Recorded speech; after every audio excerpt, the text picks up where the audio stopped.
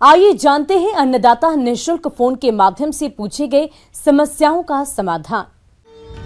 आज के अन्नदाता हेल्पलाइन में जिस प्रश्न को कार्यक्रम में शामिल किया गया है उसे पूछा है ग्राम मोहाना जिला रतलाम के किसान भीमदेव सिंह ने। आप पपीता में लगने वाले रोगों के नियंत्रण पर जानकारी चाहते हैं तो भीमदेव सिंह जी आपकी जानकारी के लिए प्रस्तुत है कार्यक्रम का यह अंश।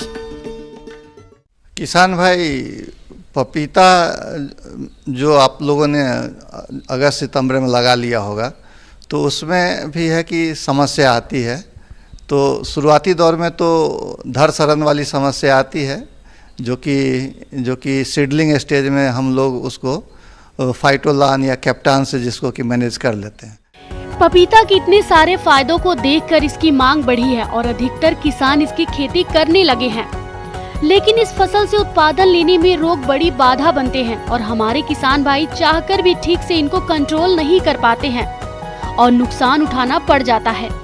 अब अभी जो समस्या किसान भाई आएगी आगे वो है कि जब आपको पपीता में देखिएगा कि पत्ती सिकुड़ जाती है, पत्ती छोटे हो जाते हैं, उसमें जो है सो आपको देखिएगा कि पीला हरा अनियमित आकार का पत्तियों पर जो है सो चित्ती होता है।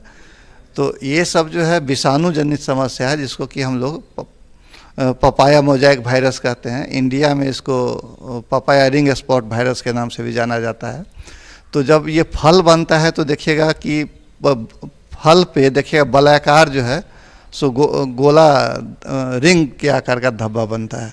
तो इसको हम पपाया रिंग स्पॉट वायरस भी कहते हैं। तो इसके लिए है कि इसका जिसका फैलाव जो होता है एफिड एक कीड़ा है, एफिड से होता है। तो संक्रमित जैसे ही एक दो पौधे संक्रमित दिखते हैं किसान भाई तो इसको उखाड़ करके जला देना है और बाकी पौधे संक्रमित नहीं हो इसके लिए जो एफिड के फैलाव को रोकना है।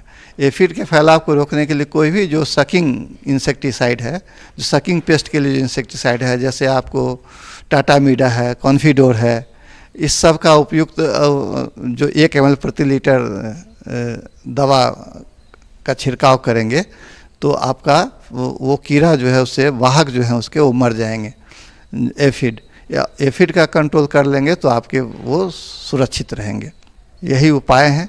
एक जो इसमें वैरायटी है कैरिका कॉलीफ्लोरा, ये वैरायटी जो है सो बहुत रेजिस्टेंट पाया गया है इस बीमारी से इंडिया में। तो इसका अगर आप मिलता है तो उसको लगा सकते हैं, इस प्रभेद को। पपीते का दूसरा खतरनाक रोग है जड़ सड़न, जिसे जड़ गलन भी बोलते हैं। यह दूसरा ऐसा रोग है जो पपीते को नुकसान पहुंचाता है। इसमें देखते ही देखते सभी पौधे सूख जाते हैं और उपज कुछ नहीं मिलता है। इस रोग को फसल में लगने से रोकने के लिए आपको रोपाई ऐसी जगह करना होगा जहां पर अधिक समय तक पानी नहीं रुकता हो, क्योंकि यह रोग अधिक नमी पर पनपता है। अगर मिट्टी में नमी नियंत्रित रखते हैं तो यह रोग बिल्कुल नहीं आएगा। हाँ किसान भाई, अगर इन सारी बातों को ध्यान रखते हैं तो आपके पपीता में जो मोजाइक बीमारी है जिसको कि रिंग स्पॉट वायरस भी इसमें आगे चल के काम आता है, इससे आप अपने फसल को बचा सकते हैं।